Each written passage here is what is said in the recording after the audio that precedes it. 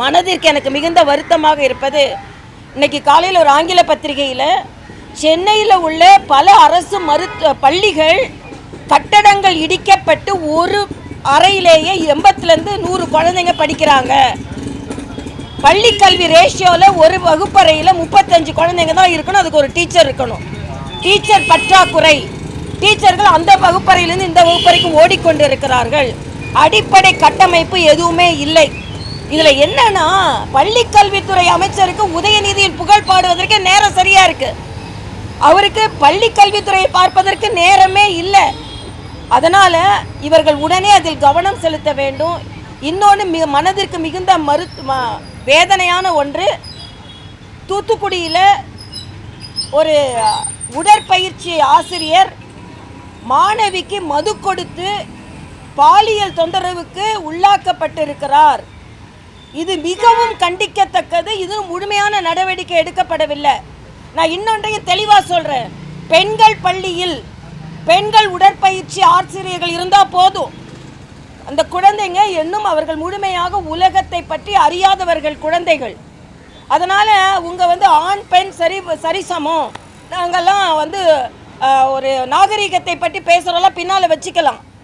அதனால் உத்தரப்பிரதேசத்தில் சில நடவடிக்கைகள் எடுக்கப்பட்டிருக்கிறது. அதே போல் தமிழ்நாட்டில் பெண்கள் பள்ளிகளில் உடற்பயிற்சி உடற்கல்வி ஆசிரியைகள் பெண்களாகத்தான் இருக்க வேண்டும் என்று ஒரு சட்டத்தை போடுங்க. இனிமே பெண் குழந்தைகளை நம்பி இவர்களிடம் விட தயாரில்லை. ஏற்கனவே கிருஷ்ணகிரியில் இப்படி ஒரு சம்பவம் நடந்திருக்கிறது. அதனால் பள்ளி கல்வித்துறை பெண் குழந்தைகளை பாதுகாப்பதில் உரிய கவனம் செலுத்த வேண்டும் என்று நான் கேட்டுக்கொள்கிறேன். வேற ஏதாவது கேட்கணும் கேட்கலாம். 80 வருட காலமாக கலைஞர் கருணாநிதி தமிழுக்காக உழைத்திருக்கார். அவர் பெயர் வைக்காம யார் பெயர் வைக்க சொல்றீங்க? இல்லை, நான் கேட்குறேன், அவர் முதலமைச்சராக இருந்தால் அப்படி பார்த்தா காமராஜர் பெயரை எத்தனைக்கு வைக்கிறீங்க நீங்கள்? இன்னைக்கு எல்லோரும் கல்வி கற்று இருக்கிறார்கள் என்றால் காமராஜர் தான் காரணம். மற்ற எத்தனை முதலமைச்சர்களின் பெயரை நீங்கள் வைத்திருக்கிறீர்கள்? ஆக 80 ஆண்டு காலமாக அவர்கள் ஆட்சியில் பாதி நாள் இருந்தார்கள், கட்சியை வளர்த்தார்கள், தமிழை வளர்த்தார்கள், கட்சியை முழுவதுமாக வளர்த்தார்கள். தமிழ் மொழியை வளர்க்கிறேன் என்று கனிமொழியையும் வளர்த்தார்கள். இதில் வேறெல்லாம் இல்லை. ஆனாலும் அவர்களுக்கு மட்டுமே முழுமையான அங்கீகாரத்தை கொடுக்கணுன்றது இல்லை. எல்லார் பேரையும் வைக்கல. எத்தனை பேர் தான் கலைஞர் பெயர் வைப்பீங்க? இந்த கூவத்தில் இன்னும் போட்டு விடலை, போட்டு விடுறேன்னு சொல்லிட்டு அந்த போட்டில் இப்போ அடையார் போட்டில் தான் விட வேண்டியிருக்கு.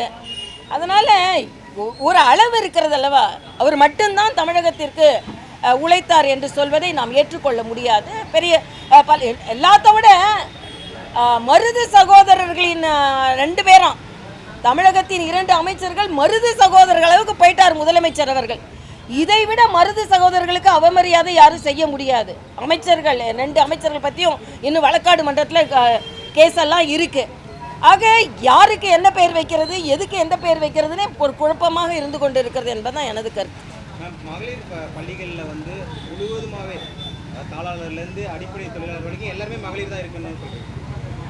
குறிப்பாக உடற்பயிற்சி ஆசிரியைகள், ஏனென்றால் அவர்களுக்கு சொல்லிக் கொடுக்க வேண்டி இருக்கிறது, சில விஷயங்களை அவங்க டிஸ்கஸ் பண்ண வேண்டி இருக்கிறது. மேக்சிமம் என்ன கேட்டால் மகளிர் பள்ளிகளில் மகளிர் அலுவலர்கள் இருப்பது நல்லது என்பது எனது கருத்து.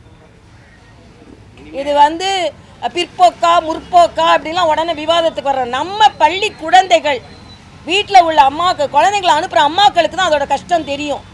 அதனால் நம்ம இளைய சமுதாயம் பாதுகாப்பாக இருக்க வேண்டும். அதனால் இப்படிப்பட்ட ஒரு முடிவை எடுத்தால் தவறில்லை என்பது எனது கருத்து. என் மேலே விமர்சனம் வந்தால் அதை தாங்கிக் கொள்ள நான் தயாராக இருக்கிறேன்.